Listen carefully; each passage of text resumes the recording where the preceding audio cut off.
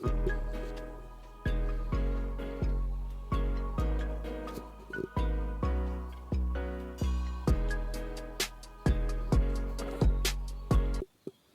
বন্ধুরা, আজ আমি একটা দুর্দান্ত স্বাদের বেগুনের রেসিপি আপনাদের সাথে শেয়ার করতে চলে এলাম।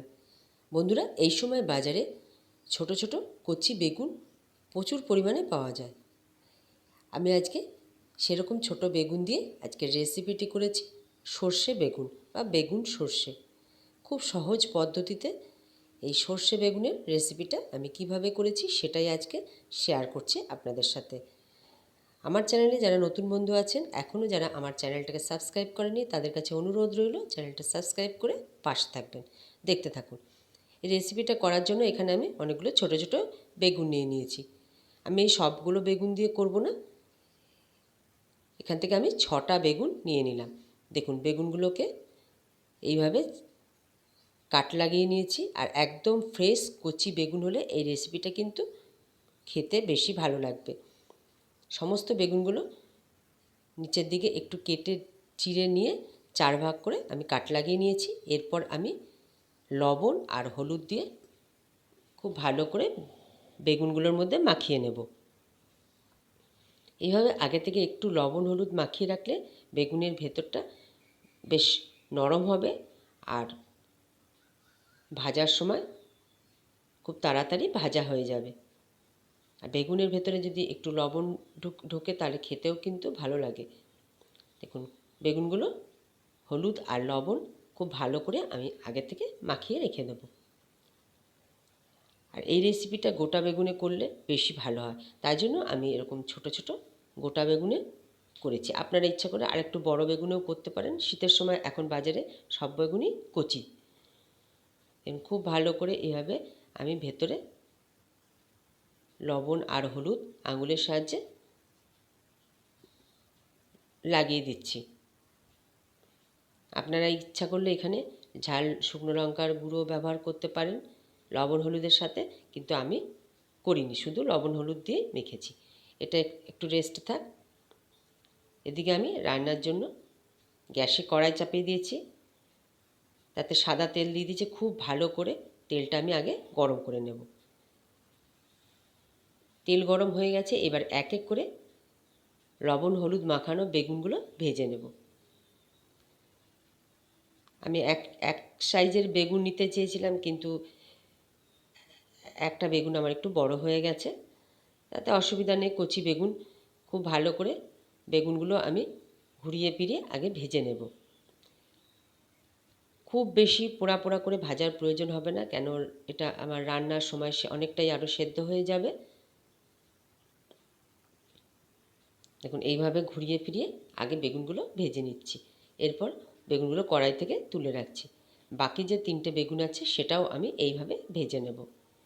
বেগুনের এই রেসিপিটা গরম ভাতে বা রুটি পরোটা দিয়েও খেতে কিন্তু ভালো লাগে। আর শীতের দিনে বেগুন ভাজা বা বেগুনের যে কোনো রেসিপি প্রত্যেকেই হয়তো খুবই পছন্দ করেন। এই বেগুনটা ভাজা হতে থাক, আমি এদিকে একটু মশলা করে নিচ্ছি। এখানে আমি 2 চামচের মতন কালো সর্ষে নিয়ে নিয়েছি, আর নিয়েছি 5-6টা কাঁচা লঙ্কা। এই কালো সর্ষে আর কাঁচা লঙ্কার পেস্ট আমি করে এক সাইডে রেখে দিয়েছি। বাকি বেগুন যে 3টে দিয়েছিলাম সেগুলো ভাজা হয়ে গেল। বেগুনগুলো আমি তুলে রাখলাম। এরপর কড়াইতে যেটুকু তেল আছে তার মধ্যে আমি রান্না করব। তেলের মধ্যে একটা শুকনো লঙ্কা আর 1 চামচ কালো জিরে ফোড়ন দিয়ে দিলাম। ফোড়নটা কয়েক সেকেন্ড আমি নাড়াচাড়া করে ভেজে নিচ্ছি।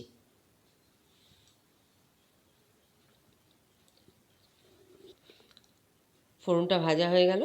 এরপর এতে দিচ্ছি আমি গ্রেট করা রসুন। আমি এখানে 5-6 কোয়া রসুনকে গ্রেট করে নিয়েছি। এইখানে রসুন বাটাও দিলে ভালো লাগে, তবে গ্রেট করে রসুনটা দিলে রসুনটা খাওয়ার সময় মুখে পড়লে আরও বেশি খেতে ভালো লাগবে। কয়েক সেকেন্ড রসুনটা ভেজে নিয়ে আমি একটা ছোট সাইজের টমেটো গ্রেট করে রেখেছিলাম, সেই টমেটোটাও দিয়ে দিলাম। রসুনের সাথে গ্রেট করা টমেটোটাও খুব ভালো করে আমি আগে কষিয়ে নিচ্ছি, যতক্ষণ পর্যন্ত না টমেটোর কাঁচা গন্ধটা চলে যায়। খুব ভালো করে টমেটো আর রসুন আমি কষিয়ে নিলাম। এরপর দিয়ে দিচ্ছি এখানে পরিমাণ মতন হলুদ। এখানে আমি ছোটো চামচের 1/2 চামচ হলুদ দিলাম, আর দিলাম 1 চামচ লবণ আর হলুদ দিয়েও আমি আবারও কষিয়ে নিচ্ছি। লবণটা একটু বুঝে দিতে হবে, কারণ বেগুন ভাজার মধ্যে লবণ দেওয়া আছে। এরপর যে সর্ষেটা আমি বেটে রেখেছিলাম সেই সর্ষের মধ্যে আমি জল দিলাম। সর্ষে বাটাটা পুরোটা দিলাম না, আমি সেই সর্ষে বাটার জলটা দিলাম। কালো খোসাগুলো বাদ দিয়ে আমি সর্ষে যে লঙ্কাটা বেটে রেখেছিলাম তার জলটা এইভাবে ছেঁকে দিয়ে দিলাম। এবার এটা ফুটতে থাক। এর মধ্যে খুব সামান্য পরিমাণে একটু চিনি দিয়ে দিলাম। যে কোনো রান্নাতে একটু মিষ্টি দিলে রান্নার স্বাদটা বাড়ে আর নুন মিষ্টির ব্যালেন্সটা ঠিক হয়।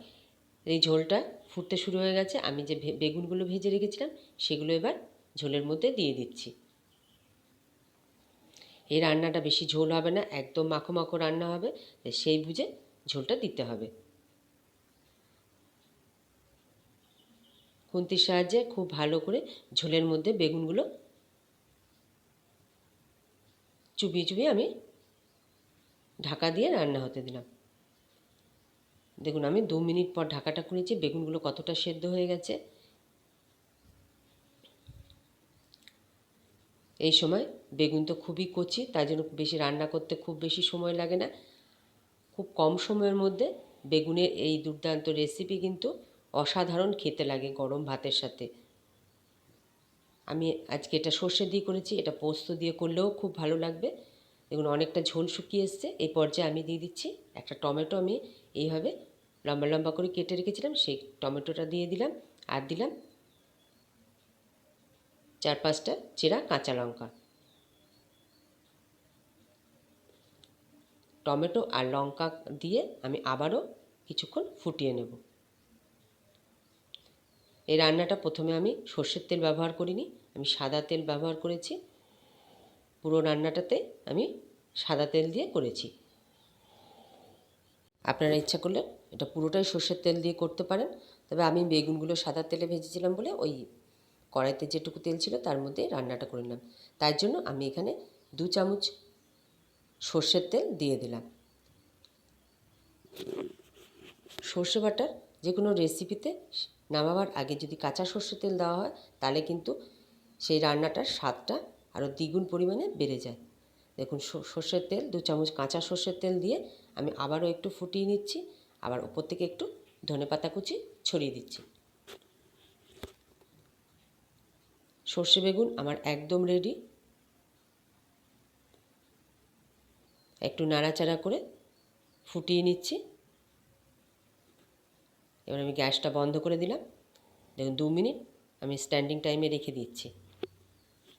2 মিনিট পর আমি সর্ষে বেগুন একটা প্লেটের মধ্যে সার্ভ করে দিচ্ছি। বন্ধুরা, এই চটজলদি অসাধারণ একটা রেসিপি সর্ষে বেগুন আপনাদের কেমন লাগলো? আপনারাও বাড়িতে এইভাবে সর্ষে দিয়ে বেগুন দিয়ে করে খেয়ে দেখবেন। এই সময় বাজারে প্রচুর পরিমাণে ছোট বেগুন পাওয়া যাচ্ছে। এই রেসিপিটা গরম ভাতে অসাধারণ একটা পদ। অনেকে রুটির সাথে বা পরোটার সাথেও খেয়ে থাকেন। আপনারা বাড়িতে এইভাবে একবার বানিয়ে নিন, খেতে কিন্তু অসাধারণ হয়। এই রেসিপিটা যদি ভালো লাগে একটা লাইক করবেন আর প্রচুর পরিমাণে শেয়ার করবেন। আমার চ্যানেলে যারা নতুন বন্ধু আছেন তাদের কাছে অনুরোধ রইল, এই রেসিপিটা ভালো লাগলে প্লিজ একটা লাইক দেবেন। আর যদি আমার ভিডিওগুলো ভালো লাগে চ্যানেলটাকে সাবস্ক্রাইব করে আমার পাশে থাকবেন, বেল আইকন অল করে দেবেন, তাহলে আমার রান্নার নোটিফিকেশন সবার আগে আপনাদের কাছে পৌঁছে যাবে।